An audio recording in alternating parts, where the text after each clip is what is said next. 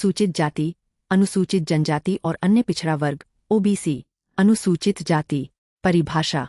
अनुसूचित जाति से तात्पर्य देश के उन जातियों या मतों से है जो अस्पृश्यता की ऐतिहासिक प्रथाओं के कारण गंभीर सामाजिक, शैक्षिक और आर्थिक पिछड़ेपन का सामना करते रहे हैं। इन समुदायों को अपने हितों की रक्षा करने और उनकी तीव्र सामाजिक आर्थिक प्रगति को बढ़ावा देने के लिए विशेष ध्यान देने की आवश्यकता होती है। अनुसूचित जाति शब्द की अवधारणा सबसे पहले 1935 के भारत सरकार अधिनियम के तहत प्रकाश में लाई गई और परिभाषित की गई। इसके बाद संविधान के अनुच्छेद 341 द्वारा अनुसूचित जातियों को औपचारिक रूप से मान्यता दी गई। संविधान अनुसूचित जाति आदेश 1950 से शुरू में अनुसूचित जाति का दर्जा केवल हिंदुओं तक के हिंदू समुदायों तक सीमित कर दिया गया था। हालांकि बाद में 1956 और 1990 में आदेश में संशोधन करके क्रमशः सिखों और बौद्धों को अनुसूचित जातियों के दायरे में शामिल कर लिया गया।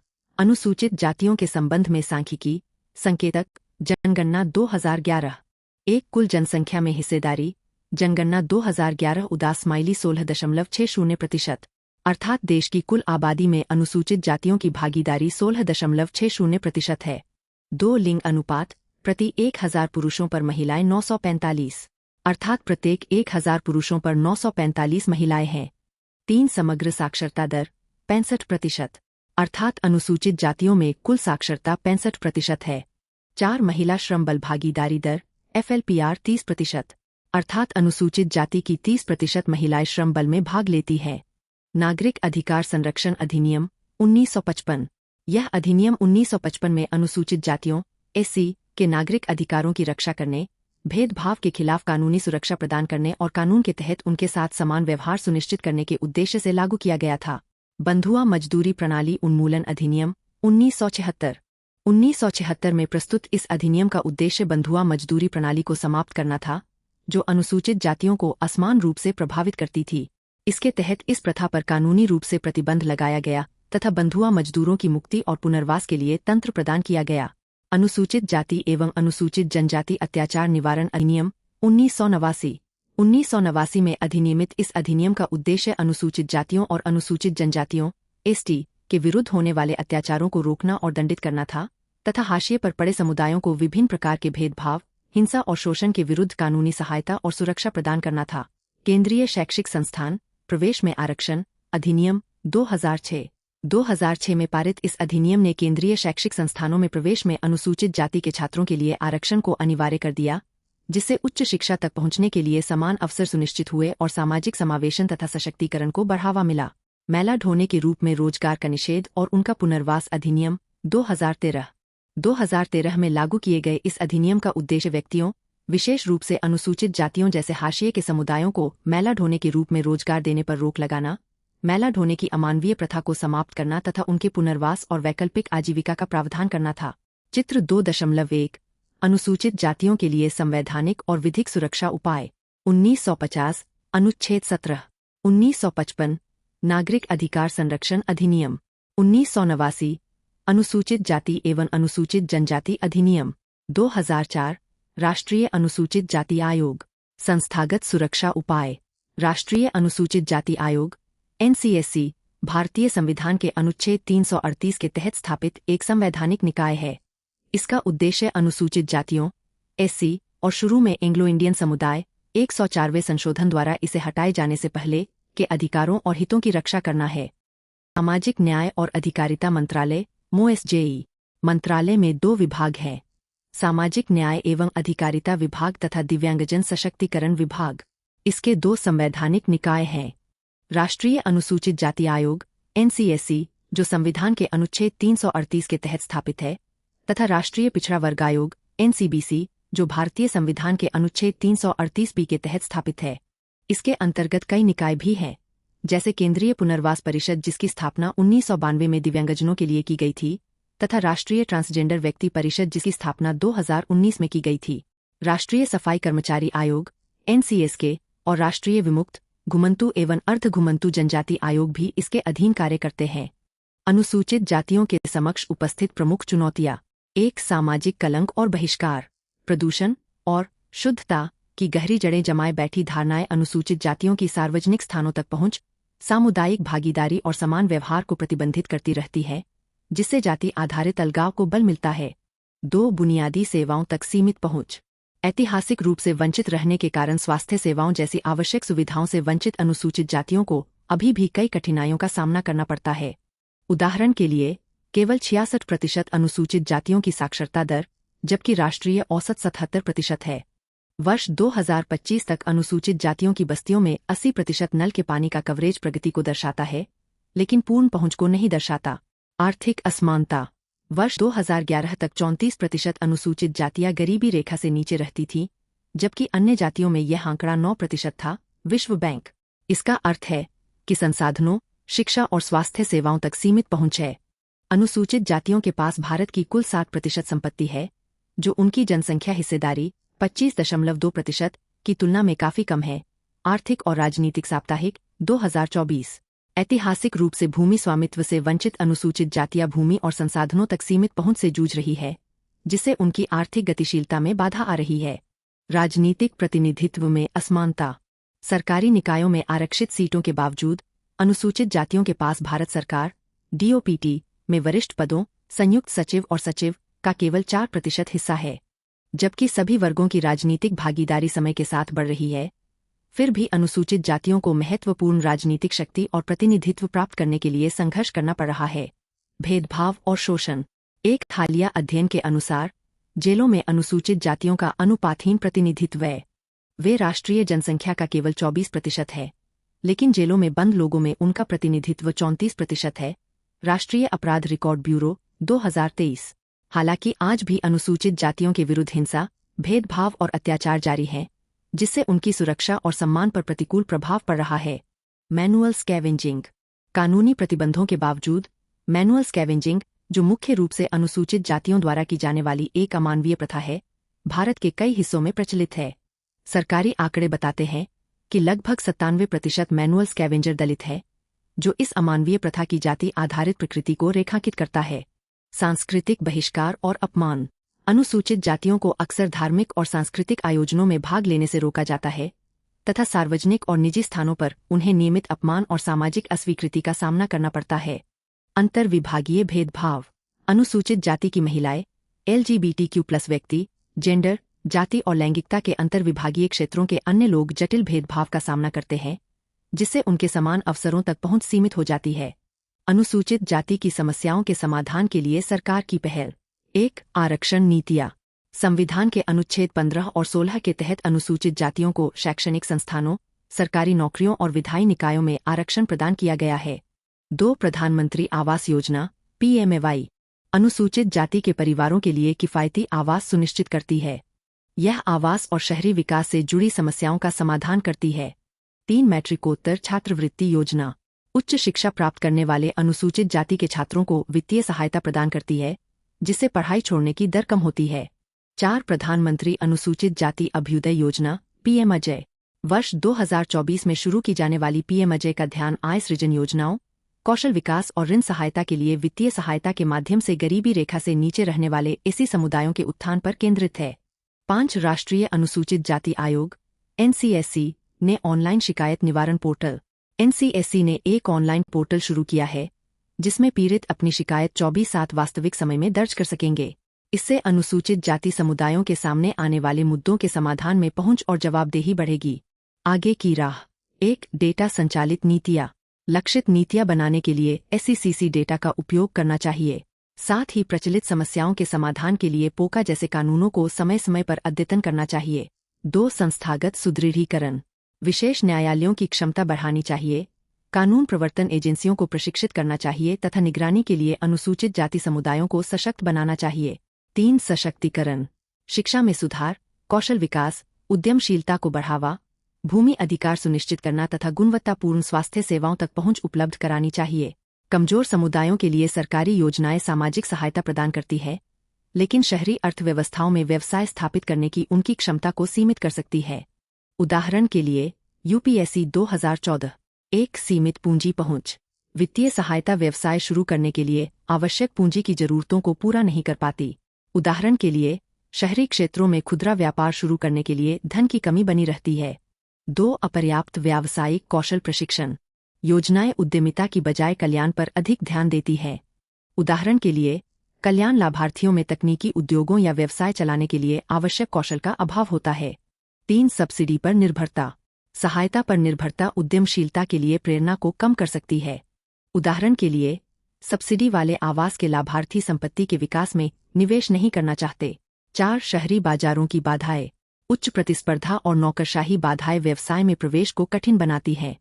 उदाहरण के लिए, लाइसेंस प्राप्त करना या शहरी बाजार के नियमों को समझना कठिन होता है। 5 सामाजिक कलंक। कमजोर समुदायों को व्यावसायिक नेटवर्क से बहिष्कार का सामना करना पड़ता है। उदाहरण के लिए, सामाजिक पूर्वाग्रह व्यावसायिक साझेदारी या सहयोग में भागीदारी को बाधित कर सकते हैं। 6 शहरी विस्थापन। शहरीकरण कमजोर समुदायों को प्रमुख स्थानों से विस्थापित कर सकता है। उदाहरण के लिए, झुग्गी पुनर्विकास परियोजनाएं छोटे व्यवसाय मालिकों को केंद्रीय क्षेत्रों से बाहर धकेल देती है। भारत में मैनुअल स्कैवेंजिंग। हालिया चर्चित मुद्दे। भारत के सर्वोच्च न्यायालय ने मैनुअल स्कैवेंजिंग के उन्मूलन पर डॉ. बलराम सिंह बनाम भारत संघ मामले में अपने 2023 के फैसले के कार्यान्वयन के संबंध में केंद्र और राज्य सरकारों से कार्रवाई रिपोर्ट मांगी है। सर्वोच्च न्यायालय के प्रमुख निर्देश। 2023 निर्णय। 1 उन्मूलन उपाय। देश, राज्य और स्थानीय प्राधिकारियों को हाथ से मैला ढोने की प्रथा तथा सीवरों और सेप्टिक टैंकों की खतरनाक सफाई को तत्काल समाप्त करना चाहिए। न्यायालय ने मशीनीकरण और श्रमिकों की गरिमा की रक्षा पर जोर दिया। 2 परिवारों के लिए पुनर्वास। मृतक श्रमिकों के परिजनों के लिए रोजगार, बच्चों के लिए शिक्षा और कौशल प्रशिक्षण सहित पूर्ण पुनर्वास सुनिश्चित किया जाना चाहिए। 3 दुर्घटना मुआवजे में बढ़ोतरी। सीवर में मृत्यु होने पर मुआवजा राशि 10 लाख रुपए से बढ़ाकर 30 लाख रुपए कर दी गई। स्थायी विकलांगता से पीड़ित लोगों के लिए मुआवजा राशि 10 लाख रुपए से बढ़ाकर 20 लाख रुपए कर दी गई। 4 व्यापक सर्वेक्षण। सभी मैनुअल स्कैवेंजर्स की पहचान करने और पुनर्वास योजनाओं में उनका समावेश सुनिश्चित करने के लिए 1 वर्ष के भीतर एक राष्ट्रव्यापी सर्वेक्षण किया जाना चाहिए। 5 प्रशिक्षण मॉड्यूल। NCSK, NCSC, NCST और केंद्र सरकार जैसी एजेंसियों को 2013 अधिनियम के तहत जिला और राज्य स्तर पर उपयोग के लिए प्रशिक्षण मॉड्यूल तैयार करना चाहिए। परिभाषा और कानूनी स्थिति। कानूनी परिभाषा। मैनुअल स्कैवेंजर्स के रूप में रोजगार का निषेध और उनका पुनर्वास। PEMSR अधिनियम 2013 के अनुसार मैनुअल स्कैवेंजिंग में शुष्क शौचालयों, खुली नालियों, गड्ढों से मानव मल को मैनुअल रूप से साफ करना शामिल है। निषेध की स्थिति। 1993 से मैनुअल स्कैवेंजिंग पर आधिकारिक रूप से प्रतिबंध लगा दिया गया है, फिर भी ऐसी घटनाएं सामने आती रहती है। 31 जुलाई 2024 तक 766 जिलों में से 732 ने खुद को मैनुअल स्कैवेंजिंग मुक्त घोषित किया है, हालांकि ऐसे दावों की सत्यता विवादित बनी हुई है। चित्र 2.2। भारत में मैनुअल स्कैवेंजिंग। 1 भारत में प्रत्येक 5 दिन में 3 सफाई कर्मचारियों की कार्य के दौरान मृत्यु हो जाती है। 2 97% हाथ से मैला उठाने वाले दलित हैं। 3 36% मौतें का कारण सुरक्षा का अभाव है। 4 50% कर्मचारियों को उचित सुरक्षा सामग्री उपलब्ध नहीं होती। 5 वर्ष 2018 में सरकारी सर्वेक्षण के अनुसार उत्तर प्रदेश में हाथ से मैला उठाने वालों की संख्या सबसे अधिक थी। 6 भारत में कुल 58,098 सीवर, 941 मैनहोल, 6,325 रेलवे, 2,927 कैंटोनमेंट और 84 अन्य स्थानों पर मैनुअल स्कैवेंजर्स की पहचान की गई। 7 राज्य द्वारा 2021 से 22 के लिए किए गए सर्वेक्षण के अनुसार 3 राज्यों में मैनुअल स्कैवेंजर्स की संख्या 1,424 दर्ज की गई। 8 राज्यवार आंकड़े में उत्तर प्रदेश 32,473, महाराष्ट्र 104, छत्तीसगढ़ 3, तमिलनाडु 398 और अन्य राज्यों के आंकड़े दर्शाए गए हैं। 9 मैनुअल स्कैवेंजर्स की पहचान नहीं हुई है। 10 मैनुअल स्कैवेंजिंग के कारण मौतें होती रहती है। 11 नागरिक समाज के अनुमानों के अनुसार यह संख्या सरकारी आंकड़ों से 3 गुना अधिक हो सकती है। मैनुअल स्कैवेंजिंग को खत्म करने के लिए सरकारी उपाय। 1 PMSR अधिनियम 2013 मैनुअल स्कैवेंजर्स के रोजगार पर प्रतिबंध लगाता है और उनके पुनर्वास को अनिवार्य बनाता है। इसके अनुसार सभी अपराध संज्ञेय और गैर जमानती हैं। 2 मैनुअल स्कैवेंजर्स का नियोजन और शुष्क शौचालयों का निर्माण।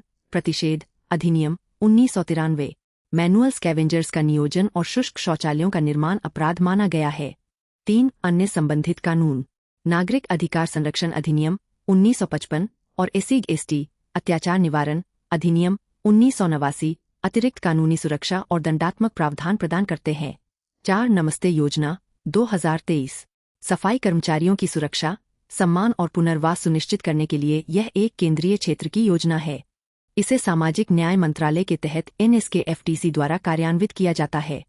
5 स्वच्छ भारत मिशन शहरी 2.0 छोटे शहरों में मशीनें खरीदने और स्वच्छता कार्यों के मशीनीकरण में सहायता के लिए 371 करोड़ रुपए आवंटित किए गए। समर्थन संस्थान राष्ट्रीय सफाई कर्मचारी आयोग NCS के शुरू में यह एक वैधानिक निकाय था, लेकिन अब यह एक गैर वैधानिक सलाहकार निकाय है। यह सफाई कर्मचारियों और हाथ से मैला ढोने वालों के मुद्दों पर विचार करता है। राष्ट्रीय सफाई कर्मचारी वित्त एवं विकास निगम 1997 सफाई कर्मचारियों के उत्थान के लिए ऋण, अनुदान और प्रशिक्षण प्रदान करने के लिए सामाजिक न्याय मंत्रालय के अधीन कार्य करता है। नमस्ते मंत्रालय MOSJ ने राष्ट्रीय मशीनीकृत स्वच्छता पारिस्थितिकी तंत्र कार्यवाही नमस्ते योजना तैयार की है।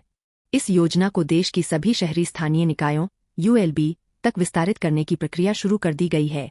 सभी शहरी स्थानीय निकायों में जीवनयापन की योजना की मुख्य विशेषताएं इस प्रकार हैं। 1. पहचान नमस्ते में सीवर सेप्टिक टैंक कर्मियों SSWs की पहचान करने की परिकल्पना की गई है। 2. प्रशिक्षण व्यावसायिक प्रशिक्षण और SSW को PPE किटों का वितरण। 3. स्वच्छता जोखिम उद्यमिता ACE सुरक्षा उपकरणों के लिए सहायता प्रदान करना। 4. आयुष्मान भारत प्रधानमंत्री जन आरोग्य योजना PMJAY इसके अंतर्गत चिन्हित SSW और उनके परिवारों को स्वास्थ्य बीमा योजना का लाभ प्रदान करना। अन्य संबंधित तथ्य बैंडिकूट एक रोबोटिक मशीन है जो किसी भी प्रकार के सीवर मैनहोल की सफाई के लिए बनाई गई है। इसे केरल स्थित जिन रोबोटिक्स द्वारा विकसित किया गया है और यह देश भर के शहरी निकायों में पहले से ही प्रयोग में है, जिससे सफाई कर्मचारियों को मैनहोल में शारीरिक रूप से प्रवेश करने की प्रथा समाप्त हुई है। अनुसूचित जातियों का उपवर्गीकरण केंद्र सरकार ने कैबिनेट सचिव की अध्यक्षता में सचिवों की एक 5 सदस्यीय समिति गठित की है, जो देश भर में 1200 से अधिक अनुसूचित जातियों में सबसे पिछड़े समुदायों, जो अपेक्षाकृत आगे आए और प्रभावशाली समुदायों द्वारा दबा दिए गए हैं, के बीच लाभों, योजनाओं और पहलों के समान वितरण के लिए एक पद्धति का मूल्यांकन और निर्धारण करेगी। जाति का उपवर्गीकरण क्या है? इसका तात्पर्य विभिन्न मानदंडों के आधार पर व्यापक जाति समूहों को उपसमूहों में वर्गीकृत करना है। समय के साथ कुछ जातियों और समुदायों ने अपनी विशिष्ट विशेषताओं, ऐतिहासिक पृष्ठभूमि या सामाजिक आर्थिक स्थिति के आधार पर मान्यता और विशिष्ट विशेषाधिकारों की मांग की है। उपवर्गीकरण का उद्देश्य बड़े जाति समूहों के भीतर विविधता को संबोधित करना तथा विशिष्ट उपसमूहों को लक्षित लाभ प्रदान करना है, जिन्हें सामाजिक और आर्थिक रूप से वंचित माना जा सकता है।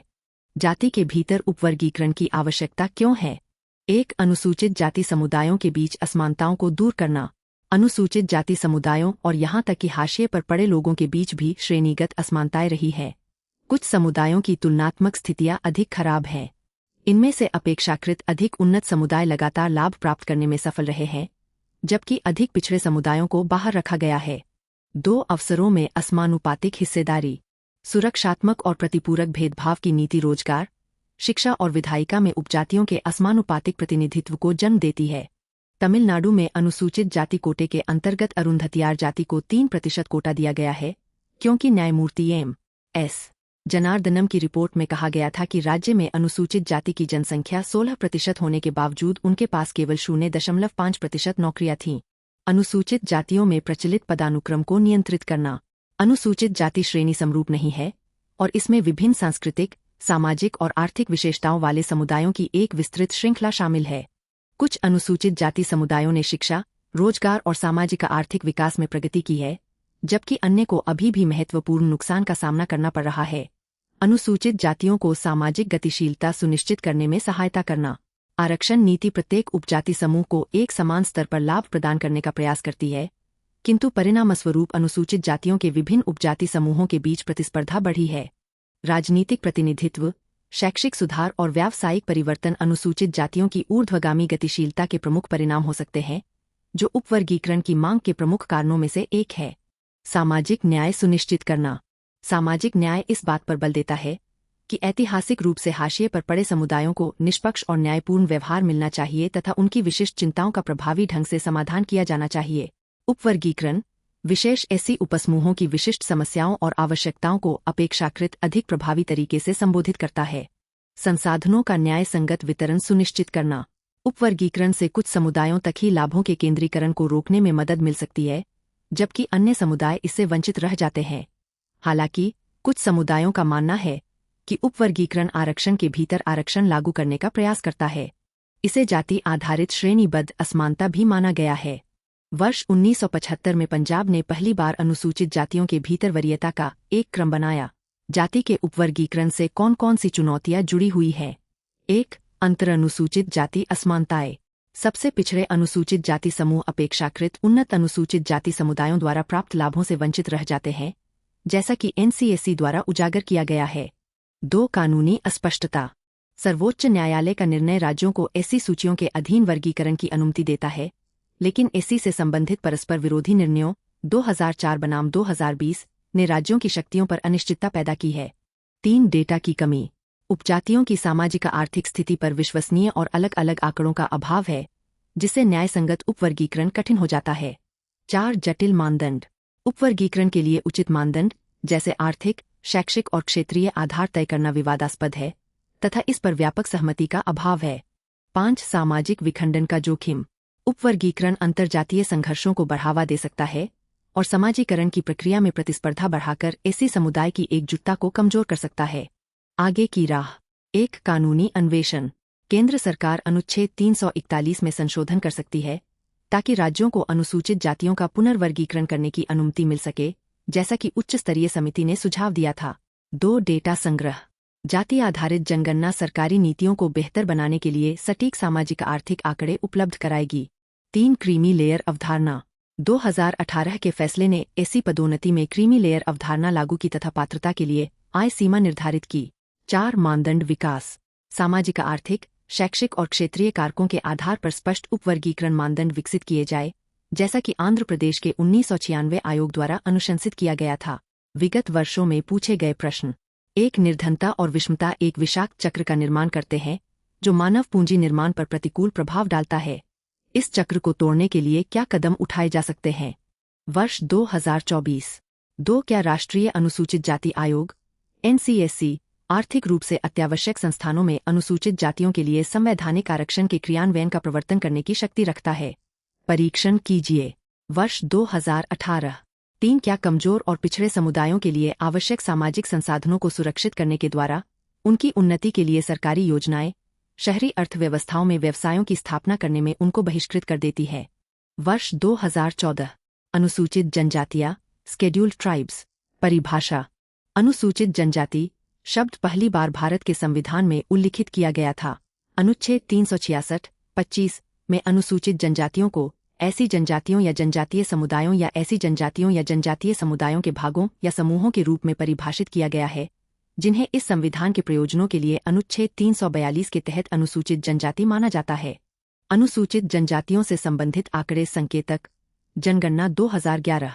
2011 की जनगणना के अनुसार अनुसूचित जनजातियां एसटी देश की कुल जनसंख्या का लगभग 8% हिस्सा है। उनका लिंगानुपात 990 है, जो राष्ट्रीय औसत 940 से अधिक है। हालांकि इस अनुकूल लिंगानुपात के बावजूद एसटी के बीच कुल साक्षरता दर 60% है, जो राष्ट्रीय औसत 75% से कम है। अनुसूचित जनजातियों एसटी का प्रतिशत लक्षद्वीप में सबसे अधिक है। इसके बाद मिजोरम, नागालैंड, मेघालय और दादरा एवं नगर हवेली का स्थान है। अनुसूचित जनजातियों एसटी की पूर्ण संख्या। मध्य प्रदेश में सबसे अधिक अनुसूचित जनजाति जनसंख्या है। इसके बाद महाराष्ट्र, ओडिशा, झारखंड, गुजरात और राजस्थान का स्थान है। साक्षरता दर। देश की कुल एसटी साक्षरता दर 72.1% है। यह एसटी और सामान्य आबादी की साक्षरता दर के बीच कम होते अंतर को दर्शाती है।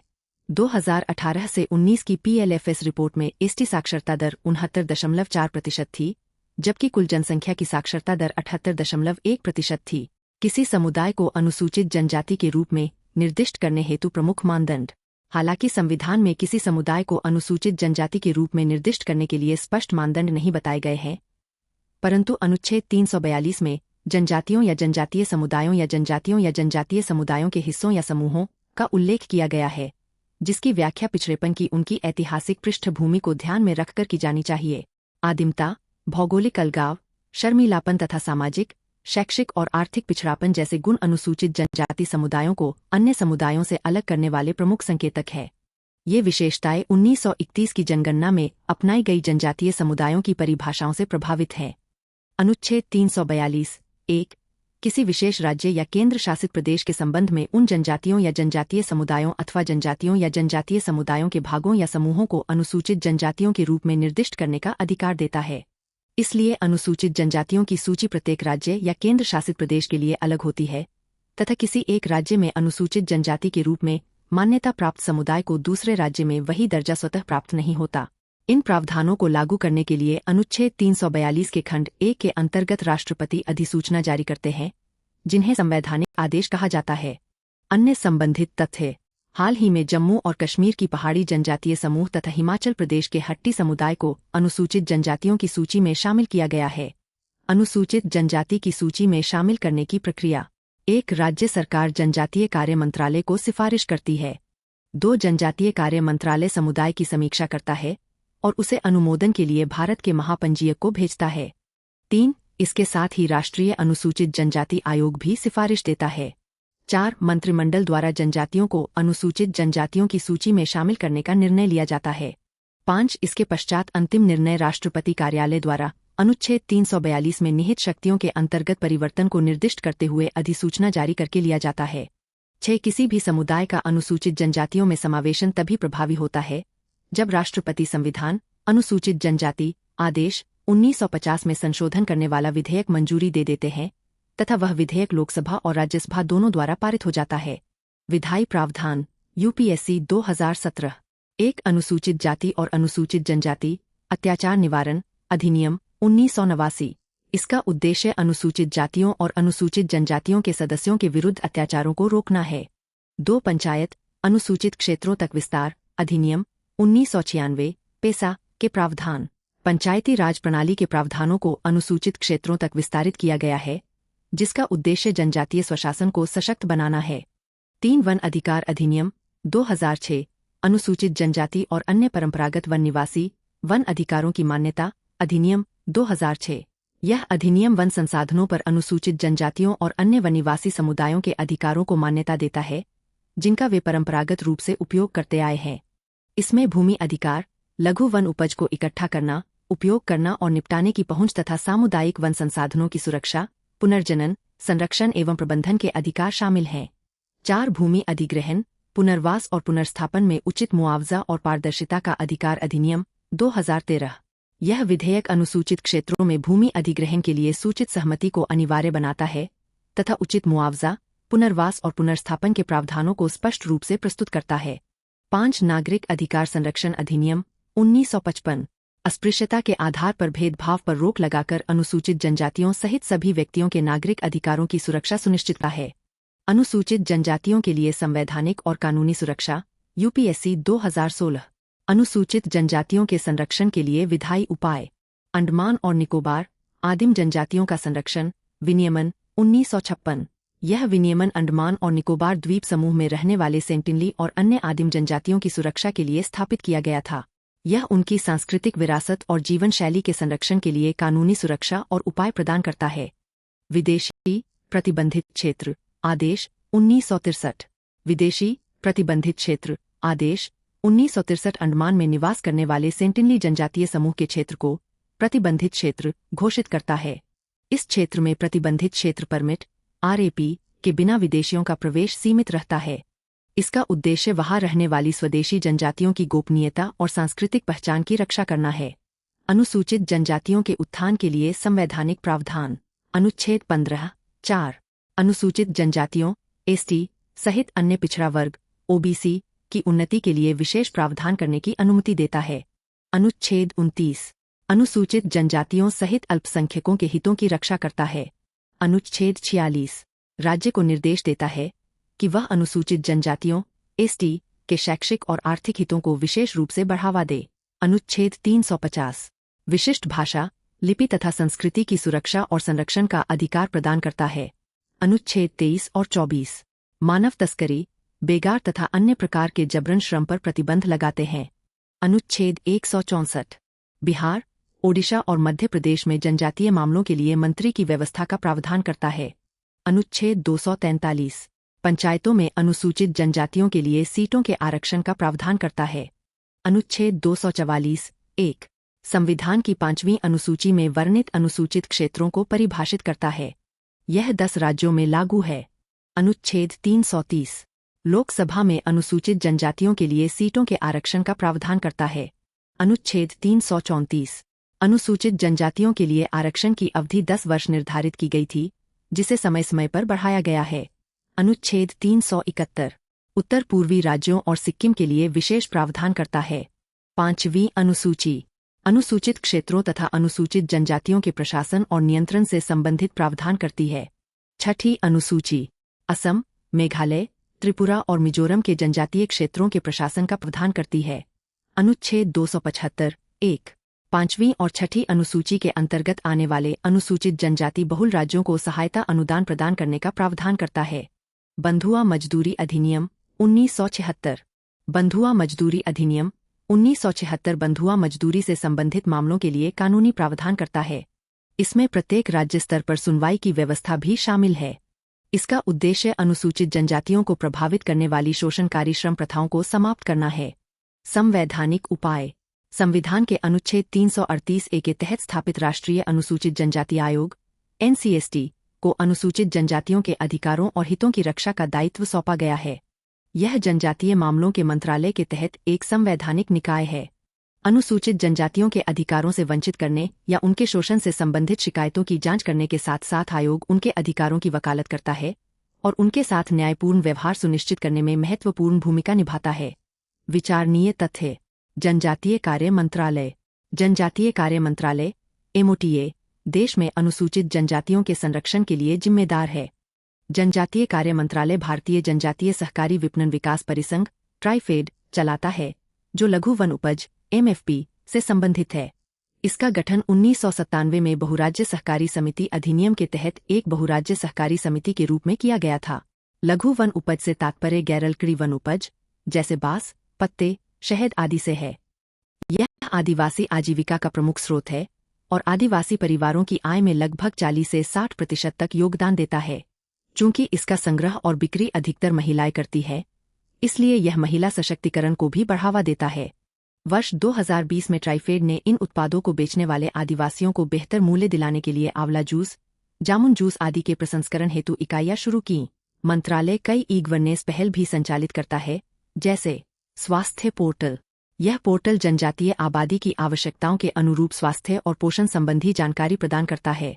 Going online as leaders यह कार्यक्रम अनुसूचित जनजाति के छात्रों में नेतृत्व विकास पर केंद्रित है। अनुसूचित जनजातियों से संबंधित चुनौतियां जनजातीय संस्कृति पर प्रभाव और पहचान का संकट। शिक्षा, शहरीकरण, औद्योगिकरण और सांस्कृतिक एकीकरण ने जनजातीय संस्कृति को प्रभावित किया है तथा उनके बीच पहचान का संकट उत्पन्न किया है। वैश्वीकरण और आधुनिकीकरण के प्रभाव के कारण ग्रेट अंडमानी जनजातियों की पारंपरिक प्रथाएं अनुसरण किए बिना ही कम होती जा रही है। कम साक्षरता प्राथमिक और माध्यमिक दोनों स्तरों पर उच्च ड्रॉपआउट दर के साथ अनुसूचित जनजातियों में साक्षरता दर 59% है।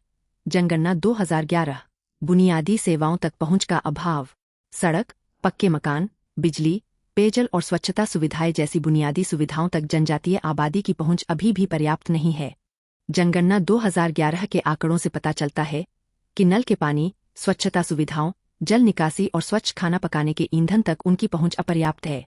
बेरोजगारी 40.6% आदिवासी गरीबी रेखा से नीचे रहते हैं, जबकि गैर आदिवासी 20.5% गरीबी रेखा से नीचे रहते हैं। स्वास्थ्य और पोषण असमानताएं राष्ट्रीय परिवार स्वास्थ्य सर्वेक्षण NFHS-5 के आंकड़ों के अनुसार 5 वर्ष से कम आयु के अनुसूचित जनजाति के बच्चों में कुपोषण की व्यापकता अधिक है। इनमें 38.5% बच्चे बौने आयु के अनुपात में कम ऊंचाई वाले और 32.5% कम वजन वाले हैं। विस्थापन सरदार सरोवर बांध जैसी विकास परियोजनाओं के कारण 50 मिलियन से अधिक लोग, जिनमें अधिकांश आदिवासी हैं, विस्थापित हुए हैं। बढ़ते अपराध 2022 में एसटी के विरुद्ध 14.3% की वृद्धि हुई। इसके अतिरिक्त 10,064 मामले दर्ज किए गए। NCRB 2022 महिलाओं के खिलाफ हिंसा 2022 में आदिवासी महिलाओं के विरुद्ध 1,347 बलात्कार तथा 1,022 हमले के मामले दर्ज किए गए। सांस्कृतिक क्षरण वैश्वीकरण और औद्योगिकरण के कारण जनजातीय पहचान नष्ट हो रही है तथा पारंपरिक प्रथाएं विलुप्त हो रही है, विशेष रूप से ग्रेट अंडमानी जैसी जनजातियों में। चित्र 2.3 समुदाय की जनजाति के रूप में पहचान करने से संबंधित लोकर समिति किसी समुदाय को जनजाति के रूप में पहचान करने के लिए लोकर समिति ने निम्न आधार बताए। 1. आदिम लक्षणों का प्रदर्शन। 2. विशिष्ट संस्कृति। 3. भौगोलिक अलगाव। 4. पिछड़ापन। 5. बड़े स्तर पर समुदाय के साथ संपर्क स्थापित करने में संकोच। अनुसूचित जनजातियों के लिए कल्याण कार्यक्रम। शैक्षिक सशक्तिकरण। छात्रवृत्तियां, प्री मैट्रिक, पोस्ट मैट्रिक, राष्ट्रीय फेलोशिप। अनुसूचित जनजाति बहुल ब्लॉकों में एकलव्य मॉडल आवासीय विद्यालय, व्यावसायिक प्रशिक्षण केंद्र और समग्र शिक्षा जनजातीय शिक्षा में पहुंच, गुणवत्ता और नवाचार को बढ़ाते हैं। जनजातीय बालिकाओं पर ध्यान। अनुसूचित जनजाति की बालिकाओं के बीच शिक्षा को बढ़ावा देना, कस्तूरबा गांधी बालिका विद्यालय तथा EMRS शिक्षकों के लिए अनुपूरक शिक्षा जैसी विशेष योजनाओं का उद्देश्य जनजातीय साक्षरता में लैंगिक अंतर को पाटना है। आदिवासी महिलाओं को सशक्त बनाना। संपत्ति के अधिकारों के लिए कानूनी सहायता और आदिवासी महिला सशक्तिकरण योजना। 4% ब्याज पर 1 लाख रुपए तक का ऋण जैसी आर्थिक योजनाएं लैंगिक समानता और वित्तीय समावेशन को बढ़ावा देती है। जनजातीय सशक्तिकरण। आदिवासी कल्याण बजट 44,979.96 करोड़ 2014 से 15 से बढ़कर 1,49,925.81 करोड़ 2025 से 26 हो गया, जो 231.83% की वृद्धि दर्शाता है। PMAGY को 80,000 करोड़ रुपए के पैकेज के साथ DAGUKA के अंतर्गत शामिल किया गया। आर्थिक सशक्तिकरण। STSHG को दिए गए माइक्रो क्रेडिट से प्रति व्यक्ति आय में 22% और ग्राम उद्योगों की संख्या में 79% की वृद्धि हुई। आदिवासी उत्पादों के लिए प्रमाणित विपणन मॉडल के रूप में ट्राइफेड का उपयोग किया गया। उद्यमिता सहयोग। ST उद्यमिता को बढ़ावा देने के उद्देश्य से स्टैंड अप इंडिया जैसी योजनाओं को सीमित सफलता मिली। 2018 तक केवल 57 आदिवासी उद्यमियों को ऋण मिला। सामाजिक सशक्तिकरण।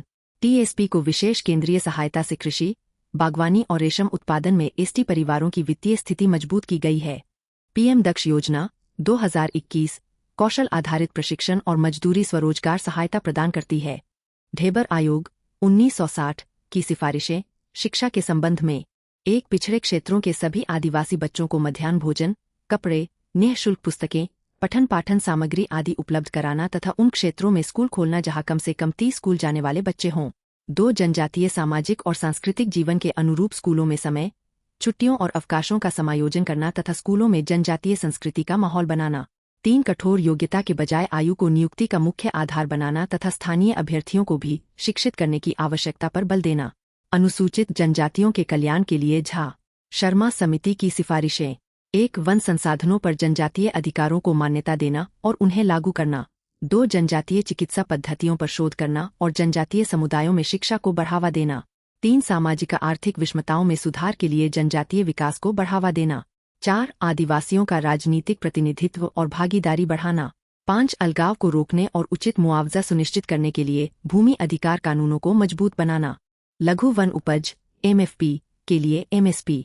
जनजातीय मामलों के मंत्रालय ने MFP सूची के लिए न्यूनतम समर्थन मूल्य MSP को संशोधित किया है और सूची में 14 अतिरिक्त MFP को शामिल किया है। लघु वन उपज का महत्व। लघु वन उपज का तात्पर्य गैरलकड़ी वन उत्पादों से है। इसमें बांस, बेंत, चारा, पत्ते, गोंद, मोम, रंग, रेजिन जैसे कई प्रकार के खाद्य पदार्थ तथा शहद, जंगली फल आदि शामिल हैं। लघु वन उपज आदिवासियों के लिए आजीविका का एक प्रमुख स्रोत है। लघु वन उपज का संग्रह और बिक्री आदिवासियों की वार्षिक आय का 40 से 60% योगदान देती है। लघु वन उपज वनवासियों को भोजन, आश्रय, दवाइयाँ और नकद आय प्रदान करती है। यह लघु वन उपज क्षेत्र में प्रतिवर्ष लगभग 10 मिलियन कार्यदिवस सृजित करने की क्षमता रखती है। चूंकि अधिकांश वन उत्पादों का संग्रहण, उपयोग और बिक्री महिलाओं द्वारा की जाती है, इसलिए इससे महिला सशक्तिकरण भी सुनिश्चित होता है। लघु वन उपज से संबंधित मुद्दे। MSP में कमी। कुछ लघु वन उपजों के MSP में संशोधन से जनजातीय समुदायों की वनाधारित अर्थव्यवस्था को नुकसान पहुंचेगा। मांग संबंधी मुद्दे। वर्तमान में लघु वन उपज अर्थव्यवस्था असंगठित और अनिश्चित बाजार मांग से प्रभावित है, जिससे इन समुदायों के आर्थिक लाभ पर असर पड़ता है। उदाहरण के लिए, छत्तीसगढ़ में गैर राष्ट्रीयकृत औषधीय पौधों के लिए संगठित व्यापार की कमी के कारण आदिवासी संग्राहकों को संग्रहण मूल्य कम है तथा कटाई की प्रथाएं टिकाऊ नहीं है। अपर्याप्त अवसंरचना और कटाई पश्चात सुविधाएं कौशल। गांव स्तर पर भंडारण सुविधाओं, प्रसंस्करण इकाइयों और ग्रेडिंग कौशल का अभाव आदिवासियों की आय क्षमता को कम करता है। असंगत कर संरचना। कुछ MFP जैसे पत्ते, लाख, गोंद, महुआ, औषधीय पौधे और साल बीज आदि के लिए वर्तमान कर संरचना देश भर में असंगत है। जिसे युक्तिसंगत बनाने की आवश्यकता है। सरकारी नीतियाँ। प्रतिकूल घरेलू नीति के कारण कुछ वस्तुएं लगभग पूरी तरह से निर्यात बाजार पर निर्भर हैं। उदाहरण के लिए, साल के बीज के मक्खन का उपयोग यूरोप में चॉकलेट बनाने में किया जाता है, लेकिन भारत में नहीं। आदिवासी और वनवासी। हाल ही में फिर से आदिवासी बनाम वनवासी की बहस भारतीय राजनीति के केंद्र में आई है। हालिया बहस में आदिवासी शब्द भारतीय जनजातियों के लिए इस्तेमाल किया जाने वाला सही शब्द है, क्योंकि यह उन लोगों को संदर्भित करता है जो शुरू से ही देश में थे। दूसरी ओर, वनवासी एक विभाजनकारी शब्द है, जिसका उद्देश्य एक विशेष समुदाय को केवल जंगलों से संबंधित बताना है। भारत की महत्वपूर्ण जनजातियां, जैसे कोल, किरात और भील, को वनवासी या जंगल के वास्तविक निवासी कहा गया है। लघु वनोपज से संबंधित प्रमुख सरकारी योजनाएं। वन धन विकास योजना। वन धन योजना न्यूनतम समर्थन मूल्य (एमएसपी) के माध्यम से लघु वनोपज (एमएफपी) के विपणन के लिए तंत्र स्थापित करती है। इसकी मूल्य श्रृंखला विकास का एक घटक अप्रैल 2018 में शुरू किया गया था। राष्ट्रीय स्तर पर नोडल एजेंसी के रूप में ट्राइफेड द्वारा कार्यान्वित वन धन स्टार्टअप देश की जनजातीय आबादी के सामाजिक आर्थिक विकास के लिए एक प्रमुख सुविधा प्रदाता मॉडल है। इस योजना के निम्नलिखित कारक शामिल हैं। 1. यह पहल जनजातीय संग्राहकों के लिए आजीविका सृजन और उन्हें उद्यमी बनाने पर केंद्रित है। 2. इसका उद्देश्य मुख्य रूप से वनाच्छादित जनजातीय जिलों में जनजातीय समुदाय के स्वामित्व वाले वन धन विकास केंद्र क्लस्टर (VDVKC) स्थापित करना है। 3. एक वन धन विकास केंद्र क्लस्टर में 15 जनजातीय स्वयं सहायता समूह वन धन केंद्र गठित किए जाएंगे, जिनमें प्रत्येक में 20 जनजातीय सदस्य संग्राहक या कारीगर शामिल होंगे, अर्थात प्रत्येक क्लस्टर में लगभग 300 लाभार्थी होंगे। 4. 100% केंद्र सरकार द्वारा वित्तपोषित। ट्राइफेड द्वारा प्रत्येक 300 सदस्यीय वन धन केंद्र क्लस्टर के लिए 15 लाख रुपए प्रदान किए जाएंगे। चित्र 2.4 आदिवासियों को आत्मनिर्भर बनाना। एक ट्राइफेड ने आदिवासी जनजातीय उत्पादों के विपणन हेतु पूरे देश में लगभग 149 आउटलेट स्थापित किए हैं। 2. कोविड-19 के दौरान अपना स्वयं का ई-कॉमर्स प्लेटफॉर्म tribes-india.com शुरू किया गया। 3. स्टैंड अप इंडिया योजना के तहत आदिवासी उद्यमियों के लिए 1000 करोड़ रुपए से अधिक ऋण स्वीकृत किए गए। आगे की राह। एक लघु वन उपज लगभग 100 मिलियन लोगों की आजीविका में योगदान देती है और उनकी गरीबी को कम करती है। इन गरीब लोगों को उचित लाभ सुनिश्चित करना राज्य का कर्तव्य है। 2. राज्य खरीद एजेंसियों, जिनमें अधिकांश बड़े पैमाने पर खरीद के लिए गंभीर रूप से अपर्याप्त सुविधाओं से युक्त है, की क्षमताओं को बढ़ाने की आवश्यकता है। 3. बेहतर निगरानी और जनजातीय तथा अन्य पारंपरिक वनवासी समुदायों के बीच उनके अधिकारों और अवसरों के बारे में अधिक जागरूकता सुनिश्चित करने से उनकी आजीविका को मजबूत करने में मदद मिलेगी। अनुसूचित जनजाति और अन्य परंपरागत वन निवासी वन अधिकारों की मान्यता अधिनियम 2006। वन अधिकार अधिनियम 2006 के नाम से प्रसिद्ध यह अधिनियम हाशिए पर पड़े सामाजिक आर्थिक वर्गों के नागरिकों की रक्षा करने तथा पर्यावरण के अधिकार और आजीविका के अधिकार के साथ संतुलन बनाने के लिए बनाया गया था।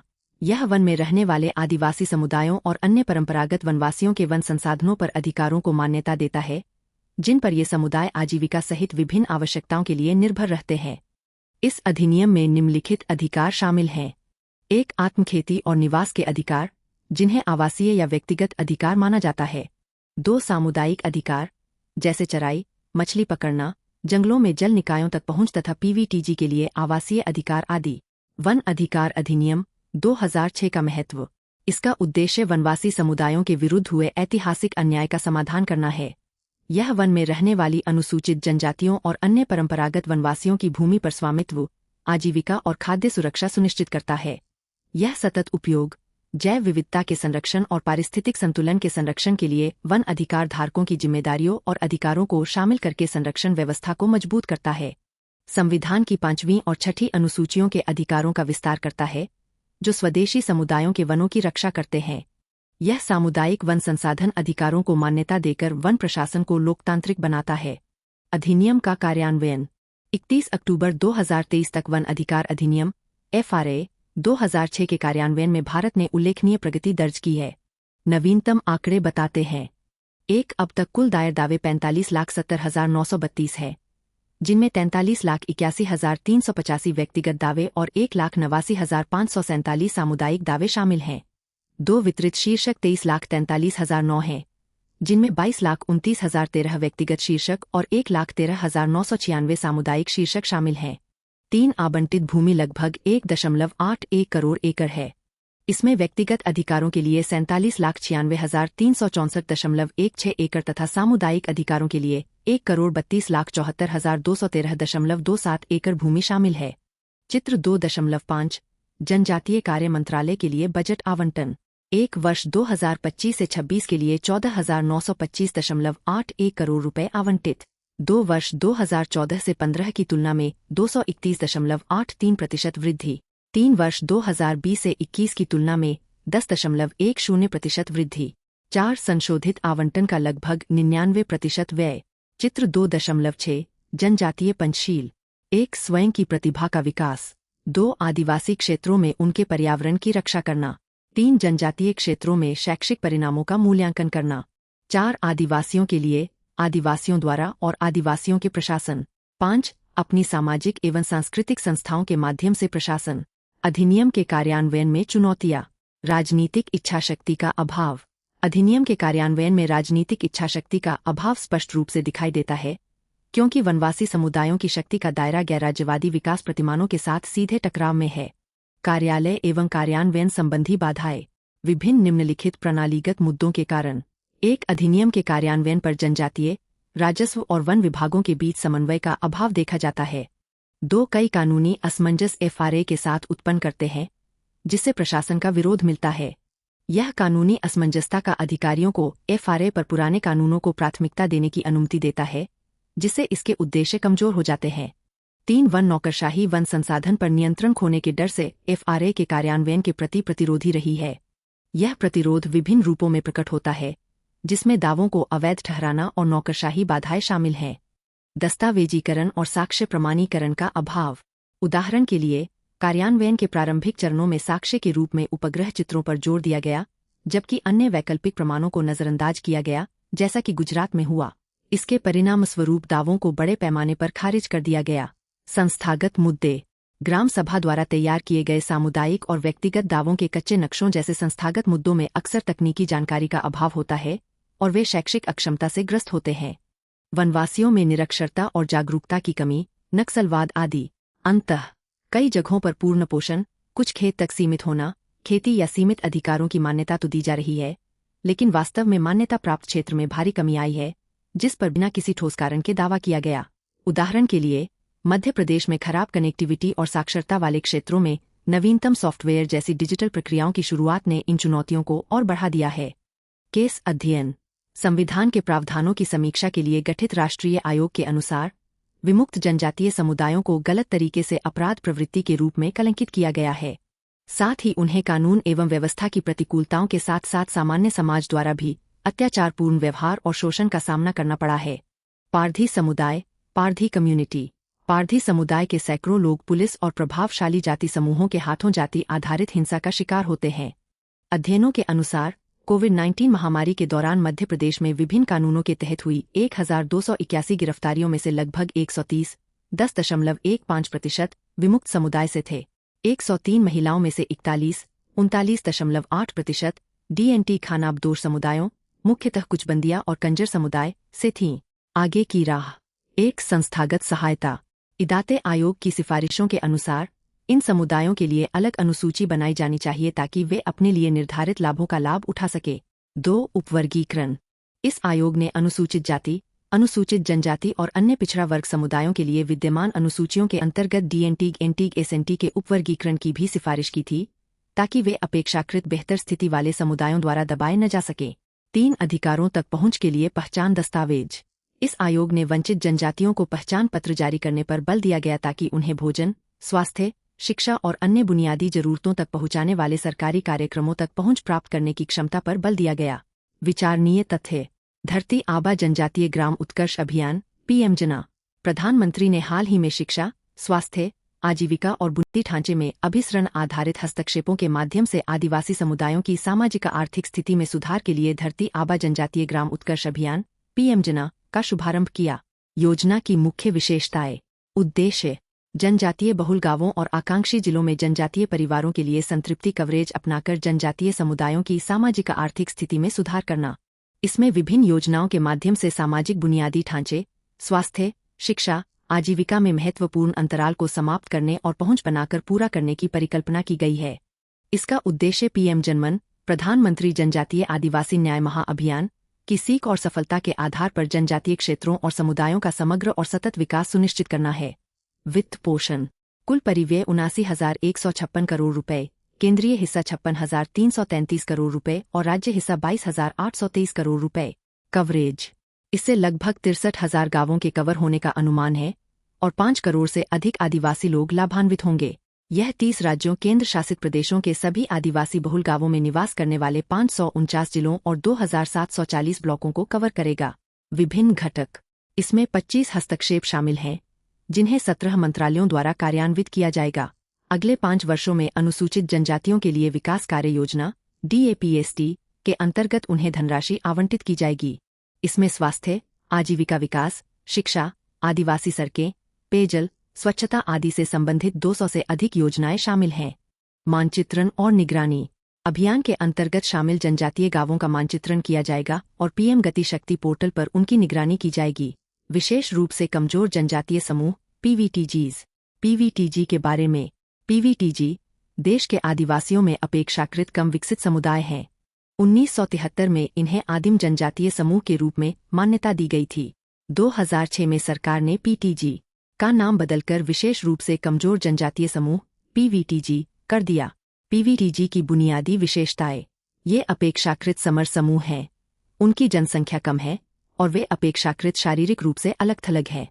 सामाजिक संस्थाएं एक सरल ढांचे में चलती है और इनकी साक्षरता का स्तर कम है।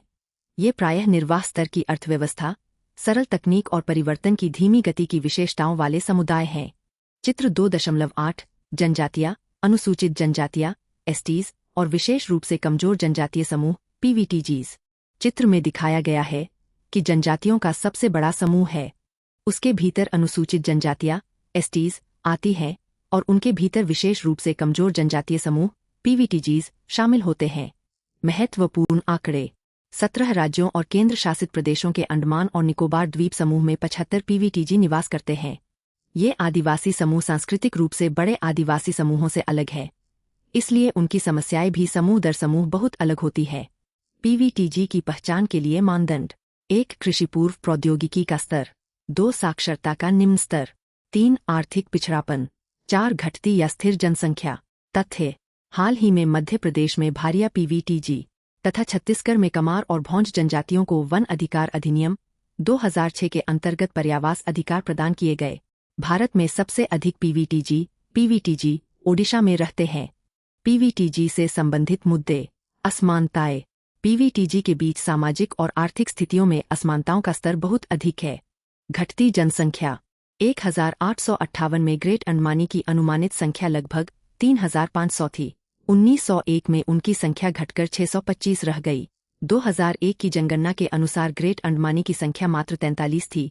जारवा की संख्या 241, ओंगे की संख्या 96, सेंटिनली की संख्या 39 और शोम्पेन की संख्या 398 थी। खराब स्वास्थ्य स्थिति। गरीबी, अशिक्षा, खराब पोषण की स्थिति, विकास परियोजनाएं, कुपोषण, खराब मातृ एवं शिशु स्वास्थ्य सेवाएं, स्वास्थ्य और पोषण सेवाओं की अनुपलब्धता तथा अवैध प्रवासन आदि के कारण स्वास्थ्य संकेतकों की खराब स्थिति देखी जाती है। उदाहरण के लिए, ओडिशा में PVTG पर केंद्रित एक अध्ययन में कुपोषण और एनीमिया की उच्च व्यापकता की सूचना दी गई। विशेष रूप से 5 वर्ष से कम आयु के बच्चों और प्रजनन आयु की महिलाओं में ये समस्याएं देखी गईं। निरक्षरता। PVTG की औसत साक्षरता दर 10% से 44% के बीच है। आजीविका।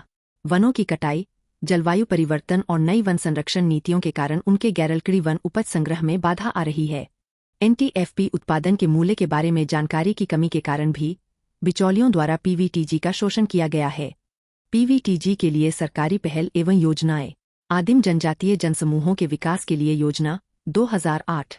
PVTG के सामाजिक आर्थिक विकास के लिए 2008 में शुरू की गई। आवास, भूमि वितरण, भूमि विकास, कृषि, पशु विकास, संपर्क सड़कें, गैर पारंपरिक ऊर्जा, सामाजिक सुरक्षा आदि गतिविधियों को सहायता प्रदान करती है। विशेष रूप से कमजोर जनजातीय समूहों PVTG का विकास। जनजातीय कार्य मंत्रालय द्वारा केंद्र प्रायोजित योजना। राज्यों केंद्र शासित प्रदेशों को 100% केंद्रीय सहायता। PVTG की संस्कृति और विरासत को संरक्षित रखते हुए व्यापक सामाजिक आर्थिक विकास पर ध्यान केंद्रित किया जाता है। गतिविधियाँ।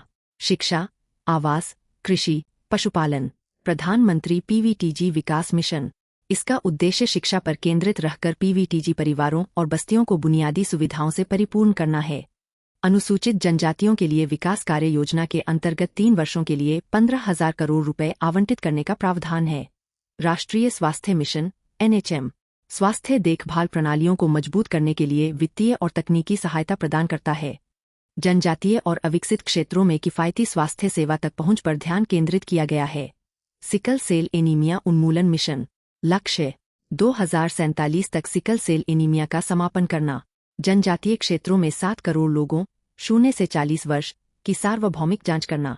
इसमें संभावित कैरियर और उच्च जोखिम वाले युवाओं के माध्यम से जागरूकता अभियान, जांच और उपचार शामिल है।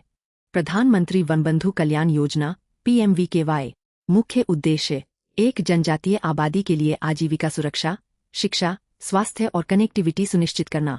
2. मौजूदा योजनाओं के अभिसरण के माध्यम से समावेशी विकास को बढ़ावा देना और सामाजिक आर्थिक अंतर को समाप्त करना। 3. आधुनिक कल्याण सेवाओं तक पहुंच को सुगम बनाते हुए जनजातीय पहचान, विरासत और स्वशासन को संरक्षित और बढ़ावा देना। प्रधानमंत्री जनजातीय आदिवासी न्याय महाअभियान (PM जनमन). माननीय प्रधानमंत्री ने 15 नवंबर 2023 को जनजातीय गौरव दिवस पर प्रधानमंत्री जनमन मिशन का शुभारंभ किया। इसका उद्देश्य जनजातीय समूहों और आदिम जनजातियों तक पहुंचना है, जिनमें से अधिकांश अभी भी वनों में रहते हैं। विचारणीय तथ्य। राष्ट्रीय अनुसूचित जाति आयोग (NCSC) ऑनलाइन शिकायत पोर्टल। NCSC ने एक ऑनलाइन पोर्टल शुरू किया है, जिससे पीड़ित अपनी शिकायतें 24/7 वास्तविक समय में दर्ज कर सकते हैं। इससे अनुसूचित जातियों के सामने आने वाले मुद्दों के समाधान में पहुंच और जवाबदेही बढ़ी है। उदाहरण के लिए, ओडिशा में पीवीटीजी पर केंद्रित एक अध्ययन में कुपोषण और एनीमिया की उच्च व्यापकता की सूचना दी गई है, विशेषकर 5 साल से कम उम्र के बच्चों और प्रजनन आयु की महिलाओं में। विगत वर्षों में पूछे गए प्रश्न। 1. स्वतंत्रता के बाद अनुसूचित जनजातियों (ST) के प्रति भेदभाव को दूर करने के लिए राज्य द्वारा की गई 2 मुख्य विधिक पहलें क्या है? वर्ष 2017। 2. क्या कारण है कि भारत में जनजातियों को अनुसूचित जनजातियां कहा जाता है? भारत के संविधान में प्रतिपादित उनके उत्थान के लिए प्रमुख प्रावधानों को सूचीबद्ध कीजिए। वर्ष 2016। 3. समाज के कमजोर वर्गों के लिए विभिन्न आयोगों की बहुलता, अतिव्यापी अधिकारिता और कार्यों के दोहराव की समस्याओं की ओर ले जाती है। क्या यह उचित होगा कि किसी आयोगों को एक व्यापक मानव अधिकार आयोग के छत्र में विलय कर दिया जाए? अपने उत्तर के पक्ष में तर्क दीजिए। वर्ष 2018। अन्य पिछड़ा वर्ग (OBC). सर्वप्रथम OBC शब्द का प्रयोग पिछड़े तथा वंचित समुदायों और जातियों को दर्शाने के लिए किया गया था, जो अनुसूचित जाति (SC) या अनुसूचित जनजाति (ST) नहीं थे। यह माना जाता है कि भारत में सामाजिक पिछड़ापन ऐतिहासिक रूप से जातिगत स्थिति का प्रत्यक्ष परिणाम रहा है तथा अन्य प्रकार का पिछड़ापन इसी प्राथमिक बाधा से उत्पन्न हुआ है। संविधान के अनुच्छेद 15(4) में OBC के लिए सकारात्मक कार्रवाई का प्रावधान किया गया है।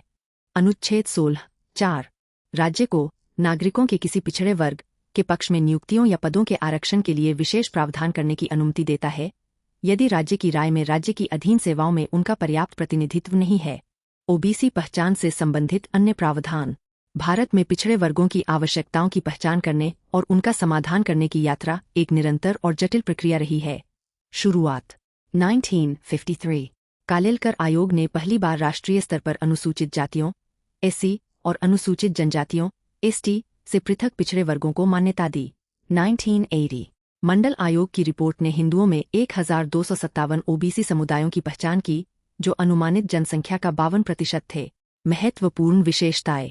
हालांकि जाति व्यवस्था को गैर हिंदू धर्मों में औपचारिक रूप से नहीं माना गया, लेकिन धर्मांतरित मुसलमानों और पारंपरिक व्यवसायों से पहचाने जाने वाले समुदायों जैसे गुर्जर, जाट, तेली को भी समानता के उद्देश्य से OBC के रूप में शामिल किया गया।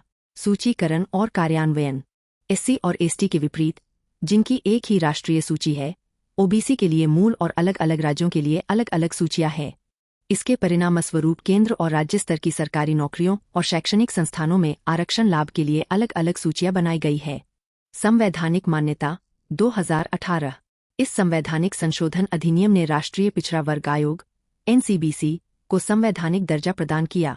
इसके द्वारा अनुच्छेद 338 भी जोड़ा गया, जिसमें NCBC की संरचना, कर्तव्यों और शक्तियों को परिभाषित किया गया। इसमें OBC के लिए सुरक्षा उपायों की निगरानी, उनके विकास पर सलाह देना और शिकायतों की जांच करना शामिल है। अनुच्छेद 342 से राष्ट्रपति और संसद को जातियों को सामाजिक और शैक्षिक रूप से पिछड़े वर्ग ACBC के रूप में अधिसूचित करने का अधिकार प्रदान करता है। सुप्रीम कोर्ट की व्याख्या और 127वां संवैधानिक संशोधन 2021 मराठा आरक्षण मामले में सर्वोच्च न्यायालय ने 102वें संशोधन की व्याख्या इस प्रकार की कि इसमें OBC सूची तैयार करने का एकमात्र अधिकार केंद्र को दिया गया है। इसका मुकाबला करने के लिए संसद ने 2021 में 127वां संशोधन विधेयक पारित किया, जिसका उद्देश्य राज्य सरकारों को अपनी स्वयं की OBC सूची बनाए रखने की शक्ति बहाल करना है। इसमें अनुच्छेद 366, 26C और 338B(9) में संशोधन करना शामिल था, जिससे राज्यों को NCBC की भागीदारी के बिना OBC और ACBC को सीधे अधिसूचित करने से सक्षम बनाया गया और राज्य सूची को राष्ट्रपति के अधिकार क्षेत्र से बाहर कर दिया गया। OBC के समक्ष उपस्थित प्रमुख चुनौतियां। शैक्षिक असमानताएं। OBC को गुणवत्तापूर्ण शिक्षा प्राप्त करने में अनेक चुनौतियों का सामना करना पड़ता है, जिसके परिणामस्वरूप साक्षरता दर कम होती है और कौशल विकास तथा रोजगार के अवसर सीमित हो जाते हैं। उदाहरण के लिए, आवधिक श्रम बल सर्वेक्षण 2023 से पता चलता है कि भारतीय जनसंख्या का 26.3% निरक्षर है तथा ग्रामीण और OBC असमान रूप से प्रभावित है। आर्थिक रूप से पिछड़ापन। कई OBC समुदाय सीमित आय क्षमता वाले पारंपरिक व्यवसायों में लगे हुए हैं, जिसके परिणामस्वरूप वे या तो आर्थिक रूप से पिछड़े हुए हैं या गरीबी रेखा से नीचे रहने के मजबूर होते हैं। सामाजिक भेदभाव। OBC को अपनी जाति और सामाजिक आर्थिक स्थिति के आधार पर सामाजिक भेदभाव और कलंक का सामना करना पड़ता है, जिससे उनकी सामाजिक गतिशीलता और उन्नति के अवसर सीमित हो जाते हैं। राजनीतिक प्रतिनिधित्व में कमी। अपनी महत्वपूर्ण जनसंख्या के बावजूद OBC को अक्सर राजनीतिक निर्णय लेने वाले निकायों में कम प्रतिनिधित्व प्रदान किया जाता है, जिससे उनके अधिकारों और हितों की वकालत करने की उनकी क्षमता में बाधा आती है। OBC के लिए योजनाएं। पहल। राष्ट्रीय पिछड़ा वर्ग आयोग national commission for backward classes. राष्ट्रीय पिछड़ा वर्ग आयोग NCBC एक संवैधानिक निकाय है जो भारत में सामाजिक और शैक्षिक रूप से पिछड़े वर्गों की चिंताओं और कल्याणकारी उपायों से संबंधित करने के लिए बनाया गया है। 102वें संविधान संशोधन अधिनियम 2018 ने राष्ट्रीय पिछड़ा वर्ग आयोग NCBC को संवैधानिक दर्जा प्रदान किया। NCBC के पास सामाजिक और शैक्षणिक रूप से पिछड़े वर्गों से संबंधित शिकायतों और कल्याणकारी उपायों की जांच करने का अधिकार है। OBC समुदाय के लिए सरकारी पहल योजनाएं। 1 प्री और पोस्ट मैट्रिक छात्रवृत्ति। OBC छात्रों को उनकी शिक्षा में सहायता के लिए प्री और पोस्ट मैट्रिक दोनों स्तरों पर छात्रवृत्ति प्रदान की जाती है। उदाहरण, कॉलेज और विश्वविद्यालय के छात्रों के लिए केंद्रीय क्षेत्र छात्रवृत्ति योजना उच्च शिक्षा के लिए वित्तीय सहायता प्रदान करती है। 2 राष्ट्रीय फेलोशिप। विश्वविद्यालयों और कॉलेजों में MPhil और PhD कार्यक्रमों की पढ़ाई कर रहे OBC छात्रों के लिए वित्तीय सहायता प्रदान की जाती है। उदाहरण, OBC की उच्च शिक्षा के लिए राष्ट्रीय फेलोशिप। 3 OBC युवाओं को ऋण देने के लिए ऋण योजना। उद्यमशीलता और कौशल विकास को बढ़ावा देने के लिए OBC युवाओं को वित्तीय सहायता और प्रशिक्षण दिया जाता है। उदाहरण, प्रधानमंत्री मुद्रा योजना OBC उद्यमियों को अपना व्यवसाय शुरू करने या विस्तार करने के लिए ऋण प्रदान करती है। 4 राष्ट्रीय पिछड़ा वर्ग वित्त एवं विकास निगम NBCFTC पिछड़े वर्गों के व्यक्तियों और समूहों को वित्तीय सहायता, प्रशिक्षण और उद्यमशीलता को सहयोग प्रदान करता है। उदाहरण, NBCFTC द्वारा ऋण योजनाएं और कौशल विकास कार्यक्रम प्रदान किए गए। 5 राष्ट्रीय पिछड़ा वर्ग आयोग NCBC को संवैधानिक दर्जा। NCBC को OBC के कल्याण की जांच और निगरानी करने तथा उनके उत्थान के लिए उपाय सुझाने हेतु संवैधानिक दर्जा प्राप्त है। उदाहरण, राष्ट्रीय पिछड़ा वर्ग आयोग अधिनियम 1993 आयोग के कामकाज के लिए कानूनी ढांचा प्रदान करता है। 6 शिक्षा और रोजगार में आरक्षण। शिक्षा और सरकारी नौकरियों में आरक्षण नीति से OBC को लाभ प्रदान किया जाता है। उदाहरण, सरकारी कॉलेजों, विश्वविद्यालयों और सार्वजनिक क्षेत्र की नौकरियों में आरक्षण कोटा, जैसा कि भारत के संविधान द्वारा अनिवार्य किया गया है। 7 कौशल विकास कार्यक्रम। सरकारी कार्यक्रमों का उद्देश्य OBC युवाओं की रोजगार क्षमता को बढ़ाना है।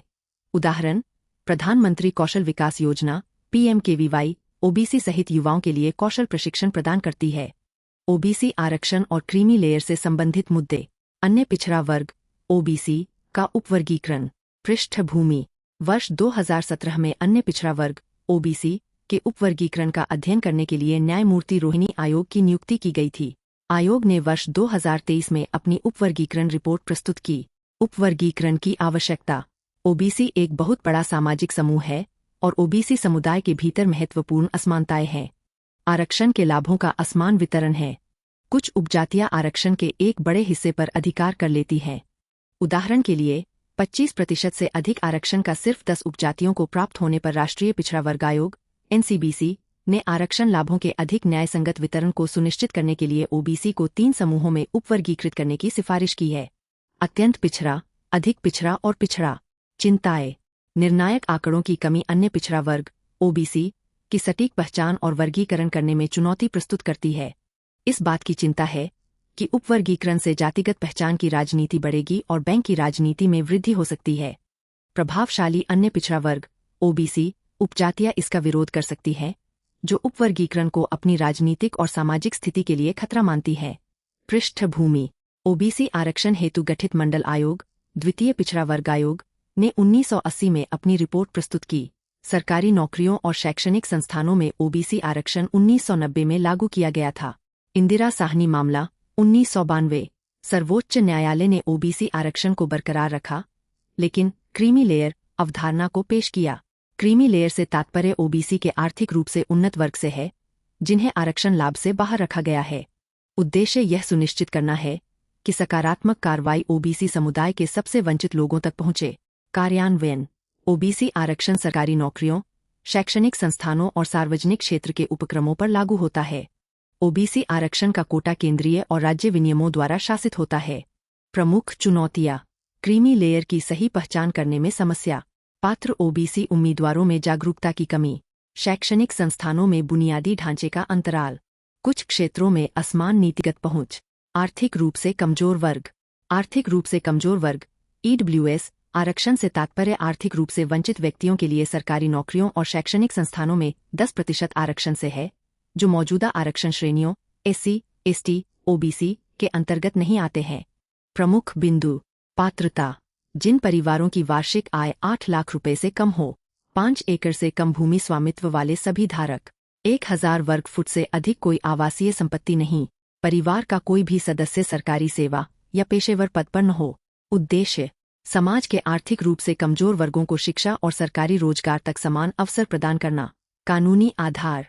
103वां संवैधानिक संशोधन 2019 के माध्यम से अनुच्छेद 15(6) और अनुच्छेद 16(6) को जोड़ा गया, जिससे ईडब्ल्यूएस आरक्षण का आधार निर्मित हुआ। ईडब्ल्यूएस आरक्षण से जुड़े विवाद। सामाजिक न्याय को कमजोर करना। आलोचकों का तर्क है कि ईडब्ल्यूएस आरक्षण एससी, एसटी और ओबीसी के लिए सकारात्मक कार्रवाई को कमजोर करता है, जिससे परंपरागत रूप से हाशिए पर पड़े समुदायों के लिए अवसर कम हो सकते हैं। उदाहरण के लिए 8 लाख रुपए से कम आय वाले उच्च जाति के परिवारों को लाभ मिल सकता है, जिससे वंचितों के लिए अवसर कम हो जाएंगे। स्पष्ट परिभाषा का अभाव। वर्तमान मानदंड, जैसे 8 लाख रुपए आय, भूमि स्वामित्व आदि, वास्तविक आर्थिक वंचितता को सही ढंग से नहीं दर्शाते, क्योंकि कुछ योग्य परिवार वास्तव में गरीब नहीं भी हो सकते हैं। उदाहरण के लिए, शहरी क्षेत्रों में 7.5 लाख रुपए वार्षिक आय वाला परिवार उच्च जीवनयापन लागत के कारण अभी भी आर्थिक रूप से कमजोर हो सकता है। योग्यता पर प्रभाव। आलोचकों का तर्क है कि ईडब्ल्यूएस आरक्षण नौकरियों और शैक्षणिक संस्थानों में योग्यता को कम कर सकता है तथा अन्य श्रेणियों के अधिक योग्य अभ्यर्थियों को नुकसान पहुंचा सकता है। उदाहरण के लिए, कम अंकों वाले ईडब्ल्यूएस अभ्यर्थियों का चयन उच्च अंक पाने वाले सामान्य श्रेणी के अभ्यर्थियों की तुलना में किया जा सकता है। कानूनी चुनौतियां।